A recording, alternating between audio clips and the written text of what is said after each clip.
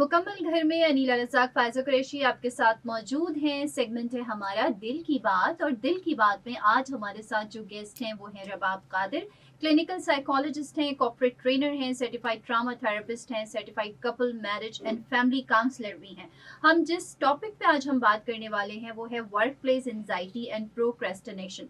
इसके ऊपर हम बात करेंगे आज। और सबसे पहले तो हम रबाब से ये पूछते हैं कि रबाब, ये है क्या, ये वर्क एंजाइटी की? हम अभी तक तो हमने एंजाइटी सुनी थी, एंजाइटी होती है जी, एंजाइटी होती है, डिफरेंट किस्म की एंजाइटीज होती हैं।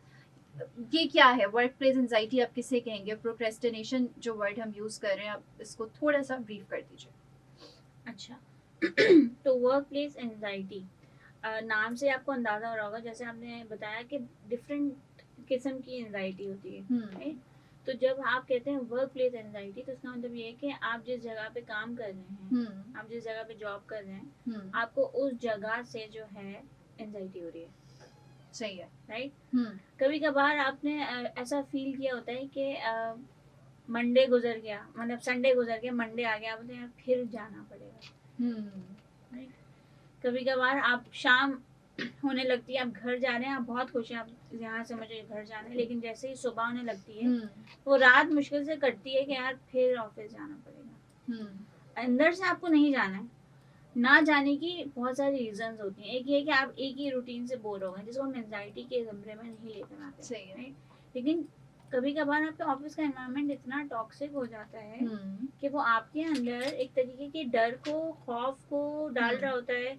आप वहां जाने से एप्रीहेंसिव होते हैं कि यार मैं कुछ ऐसा ना कह दूं फला बंदे को कि वो मेरी बात को 4 गुना करके आगे बढ़ा दे। सही है। अब मैं आपको ये बता रही हूँ एंजाइटी की वजूहत, या फिर कि आपके दिमाग में किस तरह के थॉट्स आ रहे होते हैं। सही है। राइट? किसी भी तरीके का खौफ होता है, ऑफिस के एनवायरनमेंट में ट्रस्ट नहीं है, एक एम्प्लॉय दूसरे एम्प्लॉय पर ट्रस्ट नहीं करता है। हम सो कॉल्ड कहते जरूर हैं कि फैमिली, बट हम उस चीज को अंडरस्टैंड नहीं कर पा रहे होते हैं। हम नए आने वाले को ऐसे एज इट इज एक्सेप्ट नहीं करते हैं। हम कहते हैं कि हमारे हिसाब से चले, हमारे हिसाब से कपड़े पहने, हमारे हिसाब से बात करे, हमसे जूनियर है तो दब के रहे। राइट? तो ये सारी चीजें किसी आने वाले के अंदर या किसी रहने वाले में एंजाइटी पैदा कर देती है, खौफ पैदा कर देती है, डर पैदा कर देती है। और ये खौफ, ये डर आहिस्ता आहिस्ता उसकी प्रोडक्टिविटी पे आने लगता है। अब बिलफर्ज उसने इतनी एंजाइटी अपने अंदर पैदा कर ली, इतनी एंजाइटी उसने डेवलप कर ली कि किसी किसी में, जैसे हमने पिछले सेशन में बात की थी कि एंजाइटी लेवल पे आने के, कॉन्शियस लेवल पे आने के बहुत सारे साइंस और सिम्टम्स होते हैं। तो उनमें से कुछ साइंस और सिम्टम्स आपके फिजिकल भी होते हैं। कि जब आपको एंजाइटी हो रही है, सबसे ज्यादा आपको गैस्ट्रिक इश्यूज आने शुरू हो गए, आपको एसिडिटी बढ़ना शुरू हो गई है, आपको हार्ट बर्न की शिकायत हो रही है कि सीने में जलन हो रही है। ठीक है, वजह कुछ नहीं पता, आपके पट्टे खींच रहे हैं, सर में दर्द हो रहा है, और आपकी जो है वो सांसें तेज हो रही है, सांसें उखड़ रही है, ऐसा लग रहा है कि सीने पे एक बोझ पड़ा हुआ है, हालांकि ऐसा कुछ है नहीं। ठीक है, ये सारी वजूहत हैं कि आपको एंजाइटी हो रही है। तो जब ऐसी सारी चीजें होती हैं, जब एंजाइटी, कोई इंसान एक लेवल से ज्यादा एंशियस रहना शुरू हो जाता है, तो आपकी बॉडी आपको एक तरीके से साइन देती है कि भाई आपको this is a high time, you have to be relaxed. But हमने ब्रेन को ऐसे ट्रेन करके रखा हुआ होता है कि हमें एंशियस ही रहना है, और हमारी बॉडी उसी जोन में रहती है। और ऐसा ऐसा करके हम इतनी एंजाइटी डेवलप कर लेते हैं कि हमारे गोल्स जो हैं, हमने कुछ डेडलाइंस बनाई हैं, हमारे कुछ गोल्स हैं, वो अचीव होने से रुक जाते हैं। हमारे ऑफिस में ही रहकर हम इतने एजिटेटेड, फ्रस्ट्रेटेड रहते हैं एप्रीहेंसिव होने की वजह से, कि हम कुछ ऐसी बात ना कर दें, कह दें, इसलिए हम अपने शेल में अपने आप को बंद कर लेते हैं कि हमारे पास कोई आए ना, हम वैसे पहले से ही झाड़ दें लोगों को। ठीक है, तो हमारे इंटरपर्सनल रिलेशनशिप्स खराब होना शुरू हो जाते हैं। लेकिन आपके जो मैनिफेस्ट लेवल पे, जो अनकॉन्शियस लेवल पे चल रहा है, वो क्या चल रहा है? वो आपकी एंजाइटी चल रही है। ठीक है, राइट? एंजाइटी कह लें या फिर डिफेंसिवनेस कह लें, आगे के थ्रेट से बचने की। एंजाइटी है क्या? आप फ्यूचर का ही तो सोचते हैं कि ऐसा ना हो जाए तो मैं ऐसा रिएक्ट कर देता हूँ, या ऐसा हो गया तो मैं क्या करूँगा। तो वर्क प्लेस पे आपकी एंजाइटी इस तरीके से आपको असरअंदाज कर रही होती है कि आपके गोल्स पूरे नहीं होते टाइम पर, डर के खौफ में रहेंगे।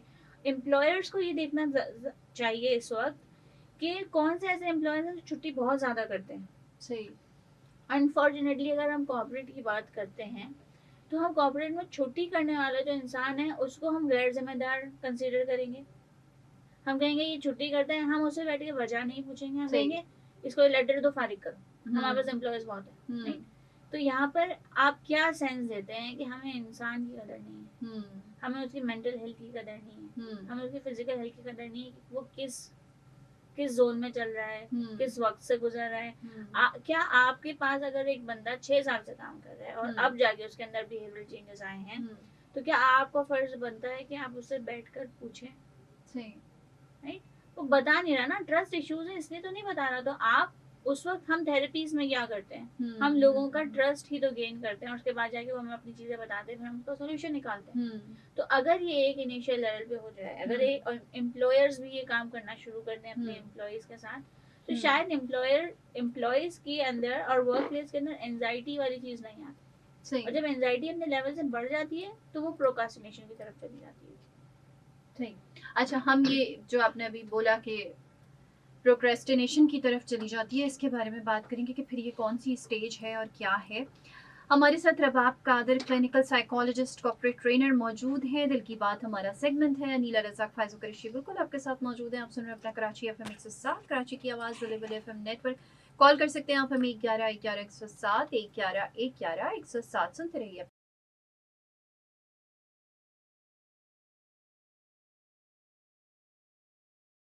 मुकम्मल घर है जनाब हमारा सेगमेंट, और हमारे साथ मौजूद है रबाब कादिर जो कि क्लिनिकल साइकोलॉजिस्ट हैं, कॉर्पोरेट ट्रेनर हैं और कपल काउंसलर भी हैं।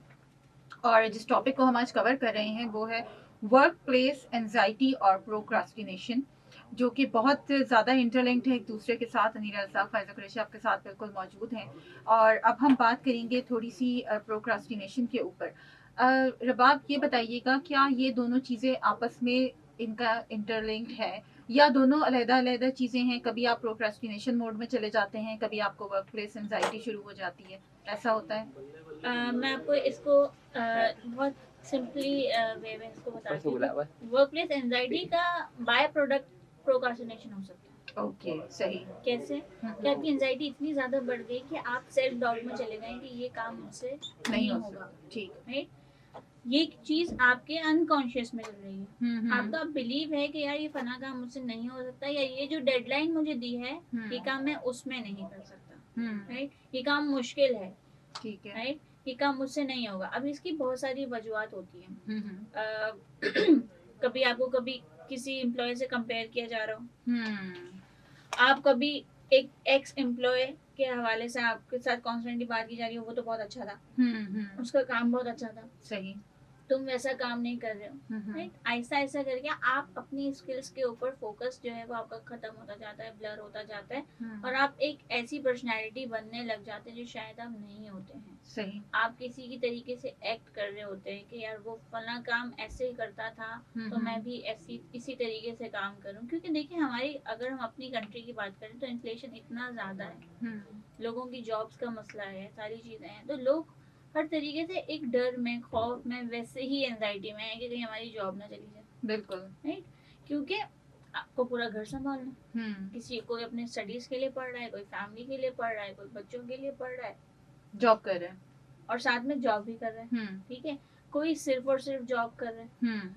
जो लोग साथ में स्टडी कर रहे हैं, उनकी, आप अगर उनको देखें तो उनकी लाइफस्टाइल बिल्कुल अलग है, उनकी स्ट्रेसर्स बिल्कुल अलग है। उनके 3 तरह के स्ट्रेसर्स हैं। पर्सनल लाइफ का भी अलग आ रहा है कि मुझे भाई आगे भी पढ़ना है, मुझे बच्चे फैमिली को भी संभालना है। पढ़ वो इसलिए रहा है कि वो आगे जाकर जो है वो एक बेहतर पोजीशन के लिए अप्लाई कर सके। सही।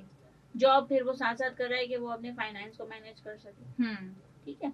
इसके साथ साथ क्या है, उसके अंदर ऐसा ऐसा सेल्फ डाउट आना शुरू हो गया, काम मुझसे नहीं होगा। अब क्या है कि अगर जो पढ़ने वाला बंदा है उसकी पढ़ाई भी डिस्टर्ब हो रही है, क्योंकि उसका बिलीव बन गया ना। बिलीव ये नहीं देखता है कि आपका जो है ये ऑफिस सेटिंग से रिलेटेड ही बिलीव है। बिलीव आपका जर्नलाइज बन जाता है। सही। ये काम मुझसे नहीं होगा। अब उससे ना पढ़ाई हो रही है। कभी कभार होता है ना कि हम कहते हैं यार पहले तो पढ़ भी लेता था, काम भी कर पाता था, अचानक से कुछ भी नहीं हो रहा। या कभी आपको कोई कहेगा कि यार पहले तो मैं डेडलाइंस भी मीट कर पा रहा था, उससे पहले काम कर लेता था, अचानक से कुछ भी नहीं हो रहा। तो ये अचानक से क्या हुआ है, you have to figure it out. सही। ये अचानक है, ये अचानक ही प्रोक्रास्टिनेशन की वजह बनता है। सही। कि आप अपने हर गोल को लेके कह रहे हैं यार मुझसे नहीं होगा, और इसके बाद आप उसको अटेम्प्ट भी नहीं कर रहे, फियर ऑफ फेलियर की वजह से, कि मैं मुझसे होगा नहीं, मुझसे गलती होगी, मुझे फिर जलील किया जाएगा, मुझे फिर बातें सुनाई जाएंगी, या फिर जो है मैं मुझसे होगा नहीं, तो एक फेलियर वाली कैफियत आती है। और बाय डिफॉल्ट हमारी सोसाइटी में फेल होने को एक बहुत बड़ा थ्रेट बना दिया गया है। बिल्कुल ऐसे। आप स्कूल लाइफ की अगर बात कर लें, कोई बच्चा अगर फेल होने वाला होता है या फेल हो जाता है, तो उसको ताने तुशने सब आप शुरू कर देते हैं, पूरे खानदान वाले फोन करने लग जाते हैं, आप उसको एक तरीके से खानदान से भी निकाल देते हैं, तुम हमारे हो ही नहीं, तुम्हारे भाई बहन इतना अच्छा करते हैं तुम।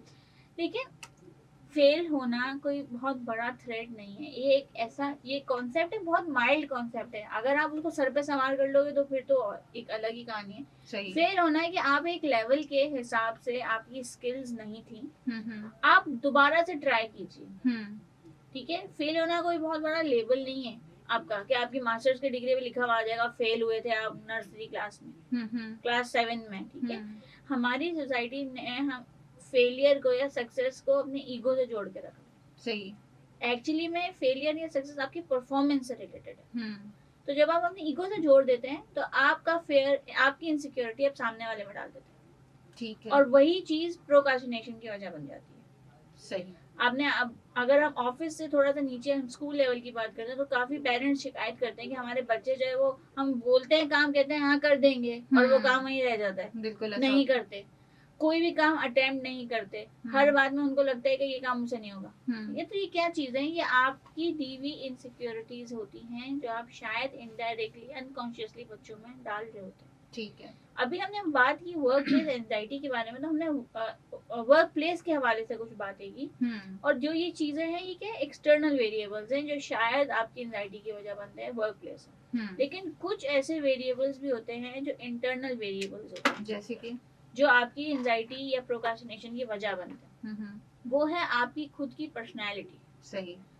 आपको अगर बचपन में या आपको आपकी स्कूल लाइफ में आपकी टीचर्स ने, आपके पेरेंट्स ने कंपैरिजन किया है आपके साथ, आपके दिमाग में ये बात डाल दिया कि ये मुझसे नहीं होगा, आप हर अटेम्प्ट करने से पहले सोचेंगे, डरेंगे, कॉन्शियस फील करेंगे, एंशियस हो जाएंगे कि यार अगर गलती हो गई तो क्या होगा, आपके हाथ पैर कांपना शुरू हो जाते हैं। और लिटरली ये होता है केसेस में कि आप अटेम्प्ट करने से ही डर रहे हैं।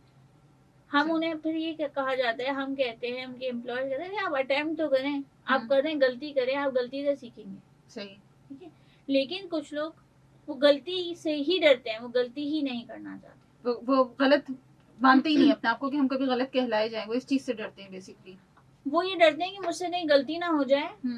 देखिए आपका क्या होता है, अनकॉन्शियस में ये सारा सिनेरियो बार बार रिपीट हो रहा होता है कि बचपन में मुझसे एक दफा गलती हुई थी जिसपे मेरे फादर ने मुझे मारा था, या मेरी टीचर ने पूरी क्लास में जो है वो मुझे जलील किया था, या मेरी मदर ने मुझे इस तरह की बातें सुनाई थी। तो अब उसके दिमाग में गलती से एसोसिएटेड क्या बन गया कि मुझे पनिश किया जाएगा। सही।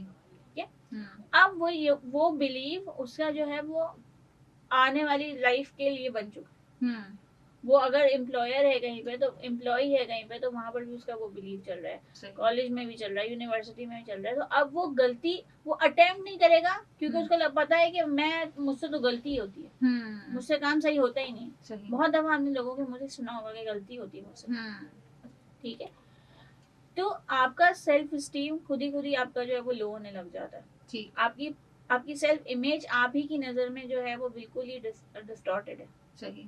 ठीक है। आप कॉन्फिडेंट भी फील नहीं कर रहे, आप किसी भी काम को करने से पहले कॉन्फिडेंट फील नहीं करते। सही। हम कहते हैं ना कॉर्पोरेट ट्रेनर्स के उसमें, क्या आप गलत बात भी करें लेकिन इतने कॉन्फिडेंटली करें कि सामने वाले को लगे कि आप सही बात करें। जी जनाब, तो दिल की बात हमारा सेगमेंट है और हम कर रहे हैं कुछ ज़रूरी बातें वर्क प्लेस के हवाले से। रबाब कादिर हमारे साथ मौजूद हैं जो कि क्लिनिकल साइकोलॉजिस्ट हैं, कॉर्पोरेट ट्रेनर हैं और कपल काउंसलर हैं। हम बात कर रहे हैं वर्क प्लेस एंजाइटी और प्रोक्रास्टिनेशन के हवाले से। नीला रज़ाक, फ़ाइज़ा कुरैशी आपके साथ मौजूद हैं।